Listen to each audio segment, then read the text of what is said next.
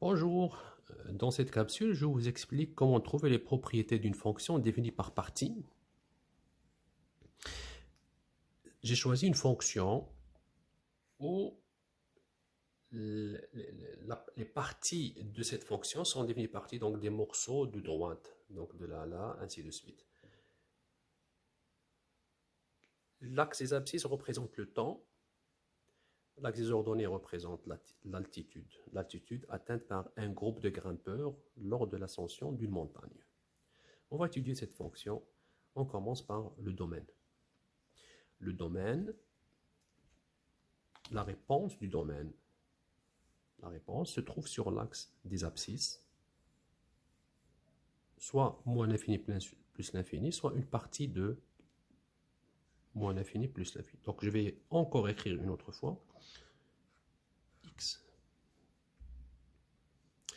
Je vais voir les extrémités de ma courbe ou ma fonction. Donc ça commence par ce point-là, le point 0, 0. Donc elle commence ici. Sur l'axe des abscisses, ce point-là, c'est 0. Et l'autre borne, puisque ce n'est pas un point, ni point plein, ni un point vide, la réponse va être l'infini. Donc si je poursuis et je dessine ma courbe, elle va écrire plus l'infini. On peut écrire plus l'infini, ou bien on peut écrire l'infini sans le signe plus. Les deux réponses sont bonnes. Vers l'infini, le crochet se trouve toujours vers l'extérieur. Et pour l'abscisse 0, puisque c'est un point plein, ça va être un crochet vers l'intérieur. Donc je vais écrire aussi l'autre réponse pour les élèves pour les personnes qui sont habituées à l'infini sans le plus. Donc les deux réponses sont bonnes. L'image ou le codomaine, je regarde l'axe des ordonnées. Les extrêmes, toujours, je regarde les extrêmes et je projette les points extrêmes sur l'axe des Y. Ce point-là, son ordonnée égale à 0. Virgule. Et le deuxième point, qui est l'infini, je le projette. Ça donne plus l'infini. Ou bien, l'infini, tout court, sans le plus. Croissance. Où est-ce qu'elle est croissante, ma fonction? Croissante, je regarde l'axe des abscisses. La réponse se trouve sur l'axe des abscisses. C'est pour ça que j'écris ici le X comme abscisse, pour que vous puissiez comprendre où se trouve la réponse. J'ai fait exprès de ne pas écrire ici croissance, décroissance et constante, pour vous expliquer que la partie constante peut être incluse dans la croissante, cette partie-là, qui est croissante. Constante, elle peut être incluse dans la partie croissante. Voilà comment je vais répondre. Où est-ce que ma fonction elle est croissante? Donc de 0, elle monte, ainsi de suite, constante, elle monte et elle monte. Donc elle est croissante tout le temps. Tout le temps elle est croissante sur son domaine. Donc 0 plus l'infini.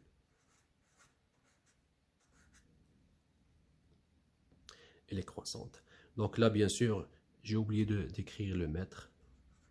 Et là, j'ai oublié de m'écrire le minute.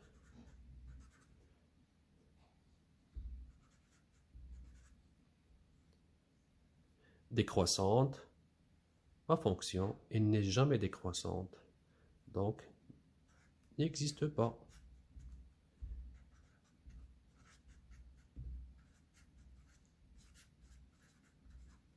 Ou aucune réponse.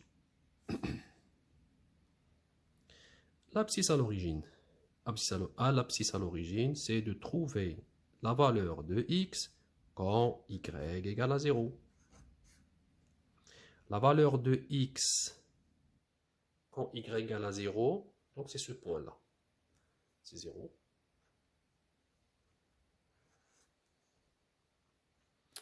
ordonné à l'origine. Donc je cherche y quand x égale à 0. 0 minutes et 0 mètres. Ce point-là, il est à la fois abscisse à l'origine et ordonnée à l'origine. Donc, quand est-ce que ma fonction elle est positive, c'est-à-dire le signe de ma fonction, la réponse se trouve sur l'axe des abscisses.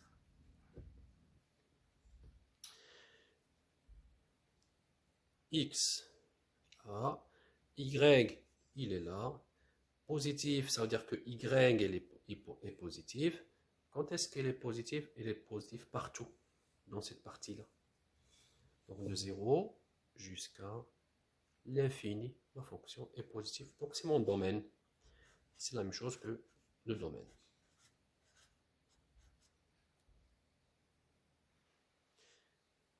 Quand est-ce que ma fonction est négative? Négative n'existe pas. Ma fonction n'est pas du côté négatif.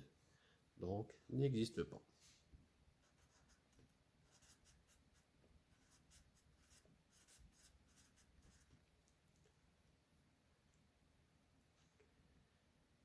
Maximum et le minimum. Donc les extrémums ou les extrémums, donc je vais les appeler les extrémums.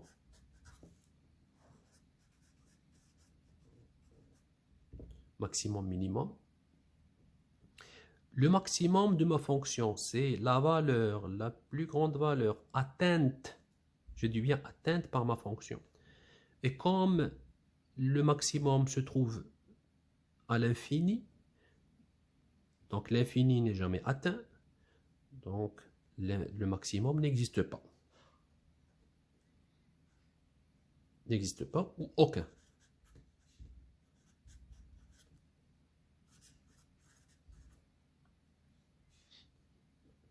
N'existe pas vers l'infini. Le minimum, c'est la plus petite valeur atteinte par ma fonction. Et la plus petite valeur, c'est 0. Minimum, 0. C'est 0 mètres. Parce que le maximum et le minimum, on le lit sur l'axe des ordonnées. 0 mètres pour le minimum. J'espère que cette capsule, elle vous a aidé pour comprendre bien les propriétés d'une fonction définie par partie, avec les différentes explications. Et voilà, j'ai terminé mon explication. À la prochaine!